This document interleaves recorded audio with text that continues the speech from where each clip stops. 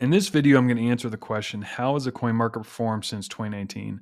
Obviously, we had the COVID boom where all collectible markets went way up, and it feels like the market's come back down. So the key question is, has the market in fact softened since the peak of 21, 22, 23? And if so, by how much, or are we still at or near new highs? So let's jump right in.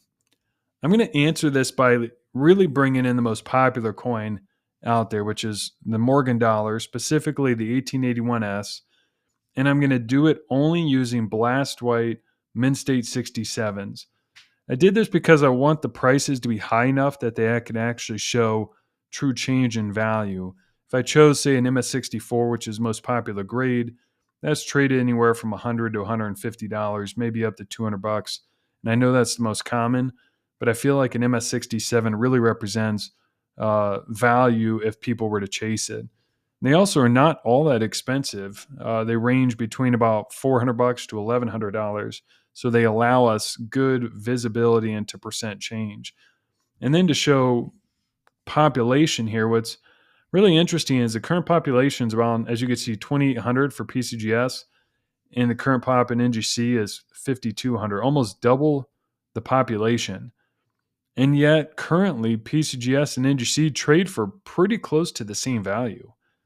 And I remember when I started in the industry, started back in the hobby, I guess, back in late 2018, early 2019, NGC was always a big discount to PCGS, anywhere from 10 to 30% discount. The assumption was they graded easier.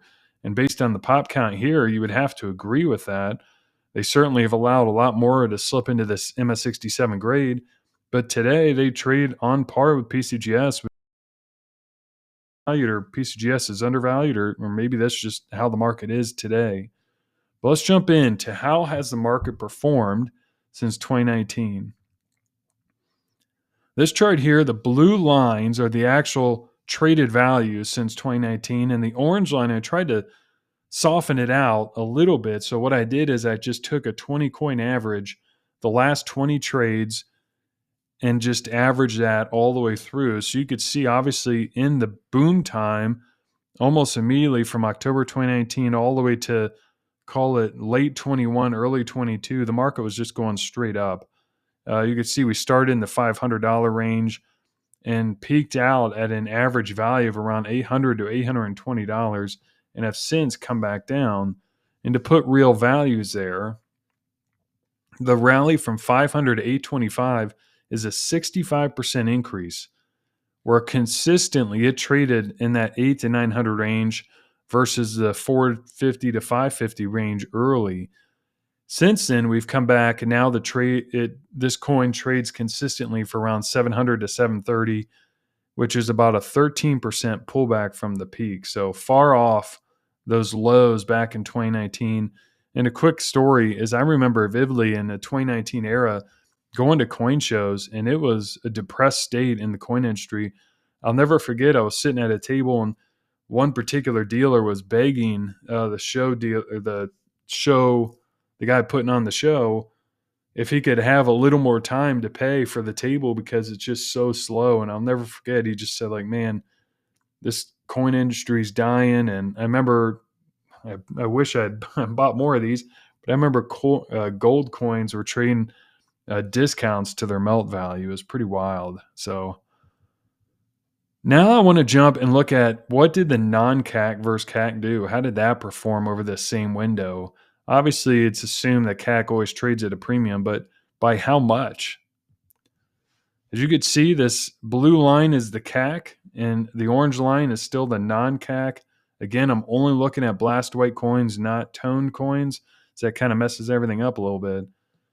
You can see in the beginning there was your pretty typical premium, but one thing that caught interest to me is during the rally, I saw pretty consistently coins traded for about the same value, or just a very small premium for CAC. It was almost as if everybody wanted everything and they were just bidding everything somewhat equally. Is very interesting. And now that collectors have a little more supply available and less crazy demand, they seem to be a little more astute, because CAC's definitely gained in premium again. And if you put how much premium, you could see we started around 30%. in those days. It got to as little as 5%, and we've pretty much gone back to about a 35% premium over non-CAC. And what's interesting is during this era, CAC continued to pump out those green beans. I don't know many people who probably crack out CAC coins, so it's not like the supply of CAC's getting less. And obviously the grading companies are still grading, but I'd be real curious to see over the same window.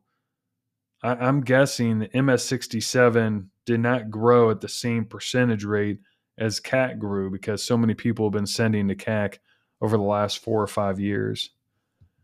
And the last thing I'm going to look at is how did the PCGS price guide do in gauging this rally, and how does it stand today in that same question? The green line here is the PCGS price guide value. And you can see in the beginning, it actually did a pretty good job gauging the CAC value, which kind of makes sense. It's always been known as retail pricing. And again, these are great collection auctions. So it's not like you go to your local coin shop and they're probably charging the premium value for it. It depends on the coin shop, I guess. But certainly Buy It Now eBay will try and charge that PCGS premium. So in the beginning, it did a pretty good job. And then the thing that kind of is really sticking out like a sore thumb here is during the last, call it 12 months, when the market's drifted lower, they've still tried to drift it higher. They feel really out of touch here. I don't know what they're looking at. Even CAC's really just flatlined over the past, call it 12 to 24 months. So they're at their biggest miss yet in terms of dollars. I mean, normal PCGS coins trade for $700 to $730, and they're projecting at $1,150. Just wild. So hope you enjoyed this look back at history. I appreciate it. Take care.